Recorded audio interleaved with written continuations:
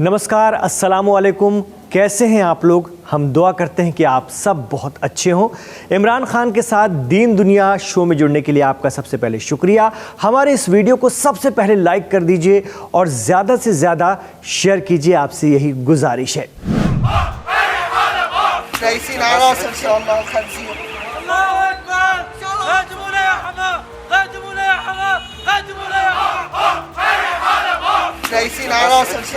Middle east का एक अहम मुल्क सीरिया, जिसने पिछले 45 सालों में बशर अल असद के दौरे इक़्तिदार में मस्जिद अक्सा की आज़ादी यानी फ़लस्तीन के मुद्दे पर खुलकर इसराइल की मुखालफत की और इसके लिए लड़ने का दावा कर रही इस्लामिक रेजिस्टेंस फोर्सेस का भरपूर और खुलकर साथ दिया।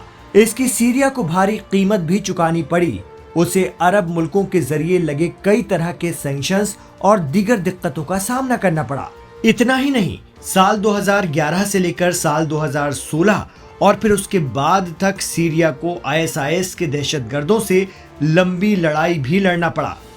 लेकिन हालात बदले और एक बार फिर HTS यानी हयात तहरीर अल शाम की शक्ल में आईएसआईएस सीरिया की सत्ता पर काबिज होने जा रहा है। हालांकि इस बार उनका अंदाज जरा जुदा है, हटकर है।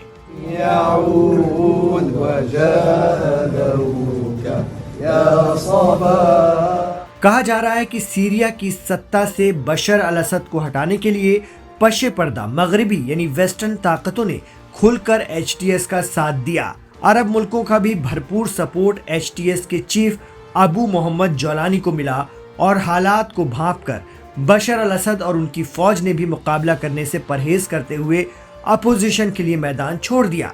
लेकिन अब इसी मैदान पर HTS को एक बड़ा चैलेंज मिल रहा है और वो है हिजबुल्लाह की चुनौती। जी हाँ, हिजबुल्लाह चीफ नईम कासिम ने सीरिया में असद सरकार के तख्ता पलट के बाद अपने पहले ही खिताब में HTS को पशोपेश में डाल दिया है।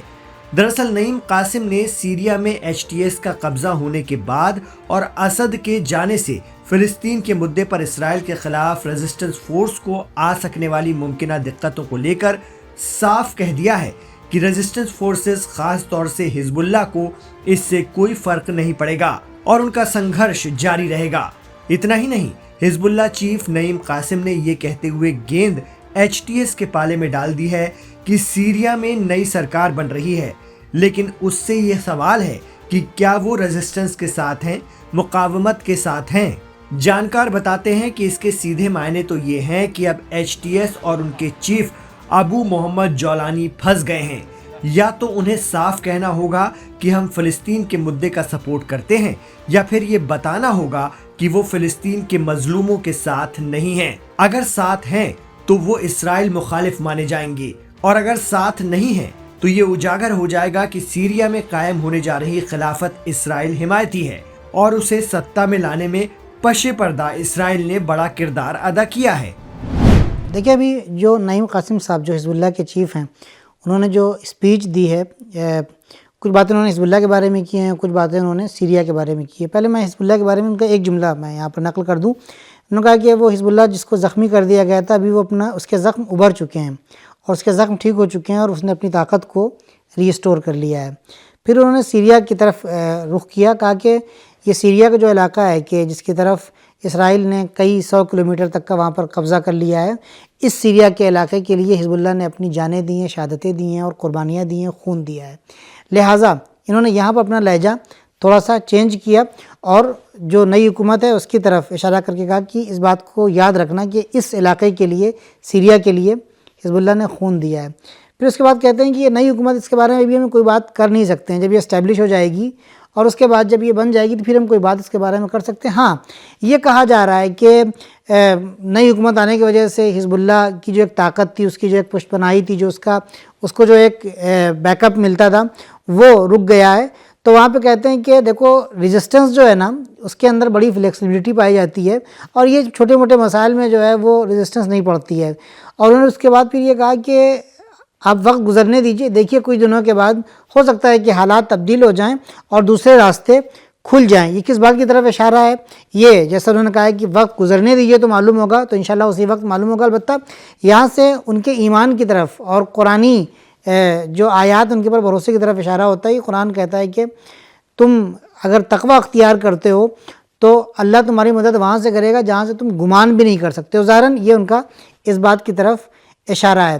फिर उसके बाद वो आते हैं और आगे बढ़ते हैं और कहते हैं कि अभी जो रेजिस्टेंस और जो मुकावमत है, ऐसा लग रहा है कि अमेरिका और इसराइल के दबाव की वजह से उसके ऊपर बहुत ज़्यादा जो है दबाव है, बहुत ज़्यादा प्रेशर है, उसको बहुत ज़्यादा मौका नहीं मिल रहा है। लेकिन फिर उन्होंने जोलानी हुकूमत की तरफ मुखातब होकर कहा कि अगर ऐसा हो भी रहा है तब भी मैं आपसे ये कहना चाहूँगा और मैं आपसे ये उम्मीद करता हूँ कि आप इसराइल के साथ अपने रिश्तों को आगे नहीं बढ़ाएंगे, ताल्लुकात को आगे नहीं बढ़ाएंगे, उसके साथ नॉर्मलाइजेशन नहीं करेंगे। ये सारी बातें कही, बहुत ही नरम लहजे में कहा है उन्होंने, लेकिन इन 2-3 जुमलों में बहुत बड़ी बड़ी बातें जो मैंने आपकी खिदमत में अभी अर्ज की हैं। दरअसल हिजबुल्लाह चीफ नईम कासिम ने एचटीएस के लड़ाकों से ये भी पूछ लिया कि फिलिस्तीन की हिमायत पर आपकी क्या राय है और क्या आप सीरिया के रास्ते हमास और हिजबुल्लाह को मिलने वाले हथियारों को रोकेंगे और इस रास्ते में अड़ंगा लगाएंगे जैसी कि इसराइल की मंशा है। हालांकि इस पर अब तक एचटीएस और अबू मोहम्मद जौलानी का कोई जवाब नहीं आया है, लेकिन खबर है कि सीरिया में हमास के जितने भी ट्रेनिंग सेंटर्स हैं उन्हें बंद कर हमास के लोगों को सीरिया से बाहर निकलने का फरमान एचटीएस के जरिए जारी कर दिया गया है। इससे ये साफ होने लगा है कि एचटीएस के लोग किसके साथ हैं। हाल ही में एचटीएस चीफ जौलानी ने मीडिया से कहा था कि हमारे दुश्मन ईरान और हिजबुल्लाह हैं। ऐसे में हिजबुल्लाह चीफ नईम कासिम ने फिलिस्तीन के मुद्दे पर सवाल कर एचटीएस को फंसा दिया है। कहा जाता है कि अरब मुल्कों की आवाम तो फिलिस्तीनियों के दुख दर्द में सहभागी है, लेकिन उनकी हुकूमतें या तो इसराइल से समझौते कर चुकी हैं या फिर अमेरिकी खेमे में हैं। अरब जगत में सीरिया ही ऐसा वाहिद मुल्क था जिसने न सिर्फ खुलकर फिलिस्तीन के कॉज को सपोर्ट किया बल्कि तन मन धन से रेजिस्टेंस फोर्सेस की मदद की। इतना ही नहीं, बशर अल असद और उनके वालिद हाफिज असद प्रो ईरान माने जाते थे। हिजबुल्लाह चीफ नईम कासिम ने गोलान हाइट्स की भी बात की है। सीरिया के गोलान हाइट्स पर इसराइल ने एचटीएस के आते ही पूरा कब्जा कर लिया है। इतना ही नहीं, माउंट हरमून पर भी इसराइली फौजें पहुंच गईं। हालांकि उनकी दलील है कि वो वहां कुछ वक्त के लिए हैं, लेकिन कहा जा रहा है कि गोलान हाइट्स अब इसराइल का हो गया है। इसराइल इसे सेटलमेंट का नाम देता है। सेटलमेंट के मायने हैं कि इसराइली लोग अब यहाँ वापस लौटेंगे। वहीं मिडिल ईस्ट और ईरान मामलों के जानकार कहते हैं कि पश्चिमी देशों की ये पॉलिसी रही है कि वो पहले जिन तंजीमों को सपोर्ट करते हैं बाद में उन पर दहशतगर्दी का इल्जाम लगाकर किसी भी देश में घुस जाते हैं। क्या सीरिया में भी आगे चलकर ऐसा ही होगा या फिर इसराइल और मगरबी मुल्कों को खुश करने के लिए एचटीएस हिजबुल्लाह की सप्लाई लाइन काट देगा? हालांकि नईम कासिम ने कहा है कि हिजबुल्लाह और रेजिस्टेंस फोर्सेस पीछे नहीं हटेंगी बल्कि एक रास्ता बंद होने पर दीगर वैकल्पिक रास्ते तलाशेंगी।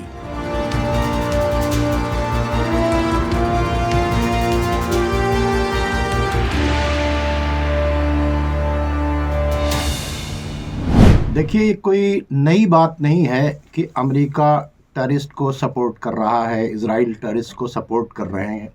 इससे पहले भी बशर असद की हुकूमत को गिराने के लिए 82 कंट्री के टेररिस्ट जो थे उनको पूरी तरीके से अमेरिका, इजराइल और पड़ोस के तमाम अरब कंट्रीज़ इसलिए सपोर्ट कर रहे थे कि किसी तरह से बशर असद की हुकूमत को गिरा दिया जाए। और ये एक ड्रामा है। हकीकत यह है कि ट्रंप ने खुद अपनी एक स्पीच के अंदर कहा कि ओबामा और हिलरी क्लिंटन इन लोगों ने मिलकर जो है आईसिस को बनाया है। और ये अब सबके ऊपर सबको पता चल गया कि जितने भी टेररिस्ट हैं उनके पास आप देखिए हथियार कहाँ से मिल रहे हैं, उनको इंटेलिजेंस कौन दे रहा है, उनको सपोर्ट कौन कर रहा है। इतने साल से अगर अमेरिका ने कब्ज़ा कर रखा था सीरिया के ऊपर तो आज तक वहाँ से टेररिस्ट ख़त्म क्यों नहीं हुए?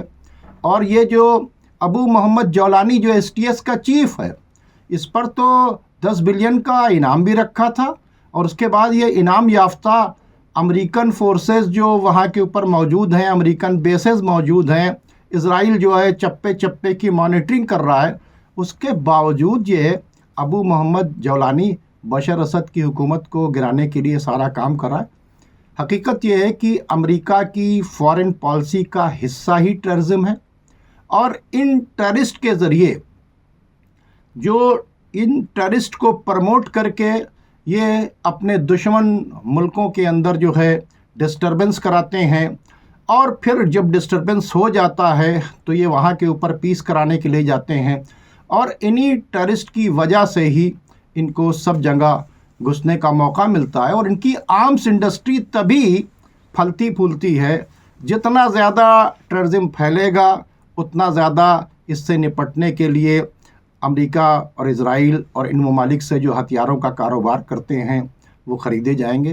तो टेररिज्म अमेरिका इज़राइल की फॉरेन पॉलिसी का एक हिस्सा है, जिसके ज़रिए वो आर्म्स अम्यूनिशन ही बेचते हैं, दूसरों के मुल्कों में डिस्टर्ब करते हैं। कोई नई बात नहीं है कि आज वो सीरिया के अंदर STS जैसी टेररिस्ट ऑर्गेनाइजेशन, और जिसका जो चीफ जो है पहले आईसिस के साथ में था, अलकायदा के साथ में है, आज वो खुद अपनी एक टेररिस्ट ऑर्गेनाइजेशन के ज़रिए बशर असद की हुकूमत को गिरा रहा है, और अमेरिका और इज़राइल उसे सपोर्ट कर रहे हैं। तो दीन दुनिया शो से आखिर तक जुड़ने के लिए, इमरान खान से कनेक्ट रहने के लिए बहुत शुक्रिया। आप हमारे शो को लाइक कर रहे हैं, पसंद कर रहे हैं, इसे ज़्यादा से ज़्यादा शेयर भी कर रहे हैं, इसके लिए भी आपके हम बहुत बहुत शुक्रगुजार हैं। बस इसी तरह अपना प्यार और एतमाद हम पर बनाए रखिएगा। हमारे चैनल लाइव हिंदुस्तान को सब्सक्राइब ज़रूर कीजिए। मुझे दीजिए इजाज़त, लेकिन दुआओं में याद रखिए।